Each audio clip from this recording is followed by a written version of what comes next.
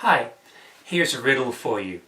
Who never minds being interrupted in the middle of a sentence?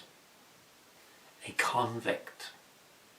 Maybe you heard about the prisoner who had been in jail for 20 years and then he is finally released, and as he walks along the road he's so excited and he's jumping up and down and shouting, "I'm free! I'm free!"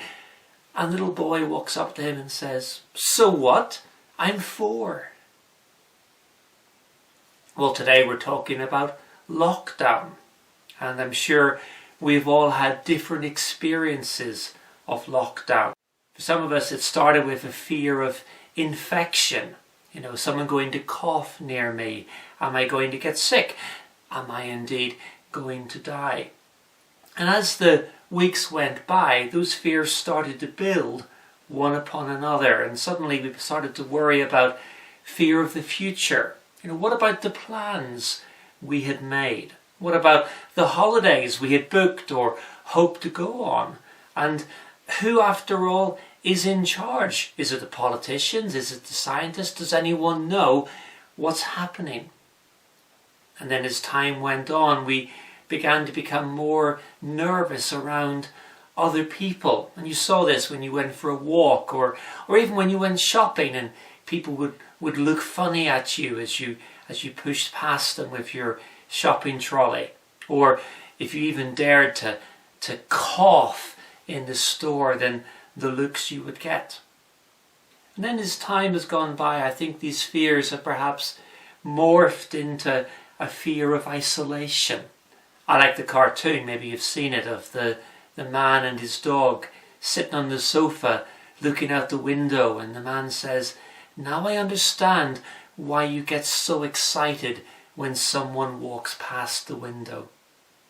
Well, for me, one of the highlights of my week has been a Thursday evening when we have the clap, because in my street lots of people actually come out into the street and we clap our hands, and the kids across the road, they make quite a lot of noise, and it's a good point when we can reconnect one with another. So lockdown, it's been difficult. I'm sure for many of us that's been the case. But today I want to draw an analogy from that, because Christians, we speak of how our lives are constrained because of our wrong deeds, because of our wrong attitudes. And there's a sense in which spiritually we are also locked up. You see, we have an old-fashioned Bible word called sin. And sin speaks of those things that we do that we know we shouldn't do, like telling lies, or giving way to violence, or even just selfishness, being jealous, or, to be honest, just being plain lazy and not lifting a finger to help other people. And you and I, we make bad choices, and we have to live with the consequences of those choices. Now that can be seen in guilt, it can be seen in regret, it can be seen in broken relationships, and often even God seems aloof. And sometimes it can feel like we're looking out through a barred window, wishing that somehow life could be different.